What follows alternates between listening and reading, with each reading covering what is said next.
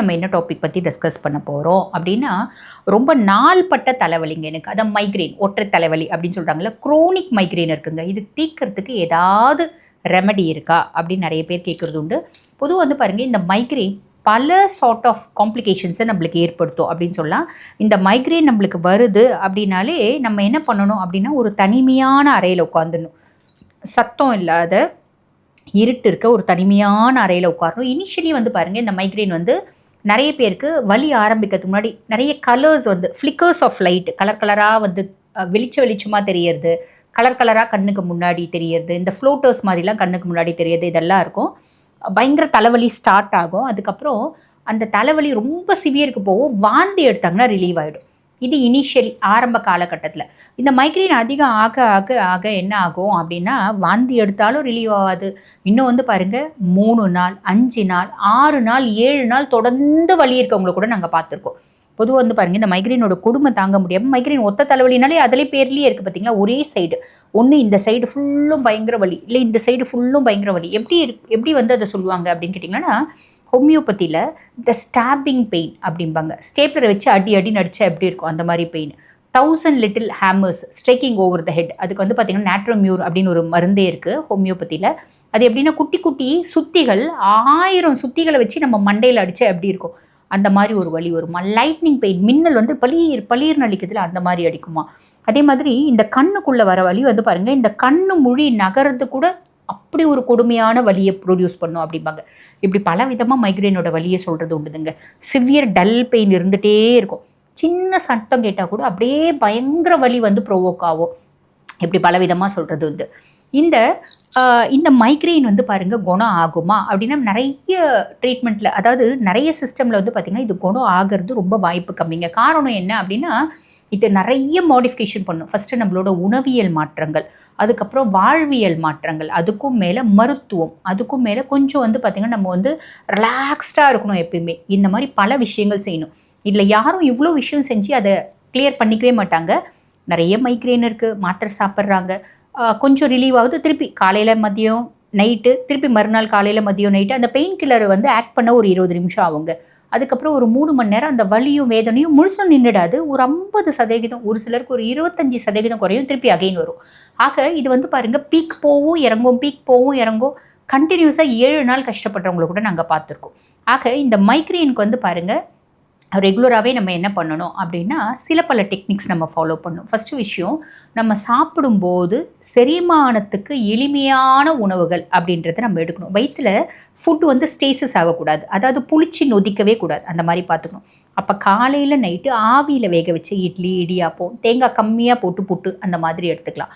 மதியானம் வந்து பாருங்கள், ரசம், சாதம், புளிப்பு வந்து அக்ரவேட் பண்ணிவிடும். புளிப்பு வந்து நிறைய சாப்பிடக்கூடாது. ஆக புளிப்பு வந்து கம்மியாக எடுத்துக்கணும். நான்வெஜ் வந்து பார்த்திங்கன்னா வாரத்தில் ஒரு நாள் கொஞ்சமாக எடுத்துக்கணும். ஏன்னா அது வந்து செரிமானம் ஆகிறது கஷ்டம் இல்லைங்களா. முட்டை வேணால் டெய்லியே எடுத்துக்கலாம். அந்த முட்டையினோட வெள்ளை எடுத்துக்கலாம், மஞ்சள் கூட கொஞ்சம் அவாய்ட் பண்ணுறது நல்லது. ஏன்னா டைஜஷன் ஆகாது, லேட் ஆகும். நிறைய வெயிலில் போகக்கூடாது, இளம் வெயிலில் டெய்லி உட்காரணும். புரியுதுங்க. காலையில் ஒரு 10 நிமிஷம், சாயங்காலம் ஒரு 10 நிமிஷம் இளம் வெயிலில் உட்காரணும். சரிங்களா. அதே மாதிரி பாருங்கள், இவங்கள ஒரு நாள் விட்டு ஒரு நாள் தலை குளிக்க சொல்லுவோம். அந்த தலை குளிக்கிறது கூட விடிய காலையில் தலை குளிக்க சொல்லுவோம். விடிய காலையில் தலை குளிக்கும் போது அது வந்து பெட்டர்மெண்ட் அப்படின்றது கிடைக்கும். இந்த மண்டை ரொம்ப சூடாகும். அதிகப்படியான ஸ்ட்ரெஸ்னால் வரக்கூடிய மைக்ரெயின் விடிய காலையில் அவங்க குளிச்சுட்டு தலை முடி விரித்து விட்டுட்டே தான் இருக்கணும். அதுக்கப்புறம் வந்து பாருங்கள், கொஞ்சோண்டு விபூதி எடுத்து உச்சந்தலையிலையும் இந்த புடக்கழுத்துலையும் தடவி விடணும், இந்த பின் மண்டையிலையும் தடவணும். ஏன்னா சைனசைட்டிஸ் வந்துடாமல் இருக்கணும் இல்லைங்களா. அதுக்காக அது தடவிட சொல்கிறது. ஓகேங்களா. இது ஃபாலோ பண்ணோம். அதே மாதிரி இந்த மாதிரி இருக்க பர்சனாலிட்டிஸ் வந்து என்ன சொல்லுவோம் நாங்கள் அப்படின்னா, டெய்லி வந்து இளநீ குடிக்க சொல்லுவோம். இந்த இளநீ ஈரமாச்சுங்க தலைவலி அதிகப்படுத்திட்டதா அப்படின்னு கேட்டால் இல்லை. பொதுவாக வந்து பாருங்கள், இந்த இளநீ, தேங்காய் தண்ணி, இதெல்லாம் வந்து பார்த்திங்கன்னா மோனோலாரின் அப்படின்ற ஒரு மூலக்கூறு இருக்குது, லாரிக் ஆசிட் அப்படின்றது இருக்குது. இந்த மோனோலாரின் வந்து பார்த்திங்கன்னா தாய்ப்பாலில் மட்டும்தான் இருக்குது. தாய்ப்பாலுக்கு அடுத்தபடியாக எதில் இருக்குது அப்படின்னா, இந்த தேங்காய் தண்ணியில், தேங்காய் பாலில், தேங்காயில் இருக்குது. ஆக தாய்ப்பாலுக்கு நிகரான ஏதாவது ஒரு உணவு இருக்குது அப்படின்னா அது தேங்காய் பால், தேங்காய் தண்ணி தான் சொல்லுவோம். ஆக இவங்களை இந்த தேங்காய் ரிலேட்டட் ப்ராடக்ட்ஸ் வந்து எடுக்க சொல்லுவோம். முக்கியமாக இளநீ எடுக்க சொல்லுவோம், தேங்காய் பால் எடுக்க சொல்லுவோம், இல்லை இடியாப்பம் தேங்காய் பால். இப்போ நிறைய பேர் தேங்காய் பால்னா என்ன பண்ணுறாங்க அப்படின்னா, வீட்டில் ஒரு 5 பேர் இருப்பாங்க, ஒரே ஒரு தேங்காய் வச்சு நல்லா வந்து அரைச்சி நிறைய அது கூட பால் ஊற்றுறாங்க, தண்ணி ஊற்றி நிறைய சக்கரை போட்டு இதுதான் தேங்காய் பால் அப்படின்னுறாங்க. ஆக்சுவலி தேங்காய் பால்னால் எப்படி அப்படின்னா, ஒரு மூடி தேங்காய், ஒரு தேங்காவை 2ஆக கட் பண்ணுறாங்க. அந்த ஒரு மூடி இருக்குது பார்த்தீங்களா, அந்த மூடியை கொஞ்சமாக தண்ணி விட்டு நல்லா ஸ்குவீஸ் பண்ணும்போது இவ்வளவே தான் பால் வரும். இந்த மாதிரி எடுக்கும்போது அவங்களுக்கு அந்த மோனோலோரன் நிறைய கிடைக்கும். நிறைய காம்ப்ளிகேஷன்ஸ்லேருந்து அவங்க மீண்டு வர முடியும். அதில் ஒன்று மைக்ரேனும் மீண்டு வரத்துக்கு வழி இருக்குது. ஆக இது ஒன்று ஃபாலோ பண்ணலாம். அதுக்கப்புறம் வந்து பாருங்கள், லேடிஸாக இருக்காங்க அப்படின்னா மஞ்சள் தேய்ச்சி குளிக்கிற ஹேபிட்டை அவங்க ஏற்படுத்திக்கணும். இந்த மஞ்சைக்கு பொதுவாகவே ஆன்டி இன்ஃப்ளமேட்ரி ப்ராப்பர்ட்டி அப்படின்னு இருக்குது. ஆன்டி இன்ஃப்ளமேட்ரினா உடம்புல எங்கெல்லாம் ரணம், வேதனை, வலி, வீக்கம், இந்த ரெட்னஸ், எந்த இடத்துல வந்து பார்த்திங்கன்னா வலி இருக்கோ அந்த இடத்துல சிவப்பு, ஸ்வெல்லிங் இருக்கும், அதே மாதிரி ஹீட் இருக்கும். இது எல்லாத்தையும் குறைக்கக்கூடிய தன்மை வந்து பார்த்திங்கன்னா மஞ்சளுக்கு இருக்குது. ஆக லேடிஸாக இருக்காங்க அப்படின்னா மஞ்சள் தேய்ச்சி ஃபேஸ்க்கு மஞ்சள் போடுங்க, மஞ்சள் தேய்ச்சி குளிங்க, கைக்கு காலுக்குலாம் மஞ்சள் தேய்ச்சி குளிங்க. அப்படிம்போ ஜென்ஸ் வந்து அது பண்ண முடியாது. கைக்கு காலுக்கு வேணும்னா மஞ்சள் போட்டுக்கலாம். அதுவும் யாரும் விருப்பப்பட மாட்டாங்க. அவங்க வந்து வெறும் இந்த தேங்காய் தண்ணி மட்டும் எடுத்தால் போதுமானது. ஓகேங்களா? உணவில் இத்தனை மாற்றங்கள் செய்யணும். செரிமானத்துக்கு லேட் ஆகக்கூடிய உணவுகளை எடுக்கக்கூடாது. மேக்ஸிமம் வந்து பார்த்திங்கன்னா ரொம்ப சவுண்டு, இந்த டிவி பயங்கர சவுண்டு வச்சு பார்க்குறது, காதில் இயர்ஃபோன் மாட்டிகிட்டே பேசுறது, இதெல்லாம் கம்மி பண்ணணும். இதெல்லாம் ஃபாலோ பண்ணணும். புரியுதுங்களா? அதுக்கப்புறம் வந்து பாருங்கள், இவங்கள நிறைய பேர் வந்து பாருங்கள் சைனசைட்டிஸ் ஹெட்டேக்கும் இது கூட சேர்ந்து வரும்.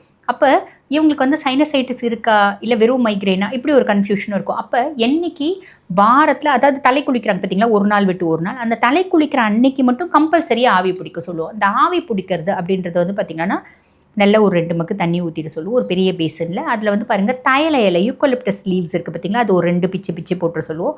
வேப்பிலை ஒரு 10, துளசி ஒரு 10, தாலிக்கு உரைச்சி போடுற அந்த உரமஞ்சள் நல்லா உழைச்சி அது இவ்வளோ மஞ்சள் அதில் போட்டுட்டு அது நல்லா ஆவி பிடிக்கணும். ஆவி பிடிக்கிறது ஒரு பெட்ஷீட் எடுத்து ஒரு கல்லை சுட்டு, கிராமங்கள்லாம் அடுப்பில் ஒரு கல்லை சுட்டு, செங்கலை சுட்டு அந்த தண்ணியில் போட்டு ஆவி பிடிப்பாங்க. அப்படி பண்ணலாம்.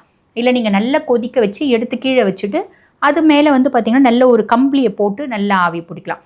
அப்போ இது வந்து சைனசைட்டிஸ்க்கும் இந்த ஸ்டீமிங் பண்ண சொல்லுவோம். வெறும் இன்ஃப்ளமேஷன், இந்த மைக்ரெயின் பெயின் நிறைய இருக்குன்னு போது அந்த வலியை வந்து பார்த்திங்கன்னா டக்குன்னு இன்ஃப்ளமேஷனை குறைக்கும், அதுக்கும் பண்ண சொல்லுவோம். 2வது வந்து பாருங்கள், வேறு என்ன செய்ய சொல்லுவோம்னா, பெயின் ஜாஸ்தி இருக்கும்போது இந்த ஐஸ் பேக்ஸ் வந்து இப்போ மெடிக்கல் ஷாப்லலாம் விற்கும் இல்லைங்களா, அந்த ஐஸ் பேக்ஸ் இருக்கும், அதை வந்து நம்ம ஃப்ரீசரில் போட்டு வச்சிடணும்.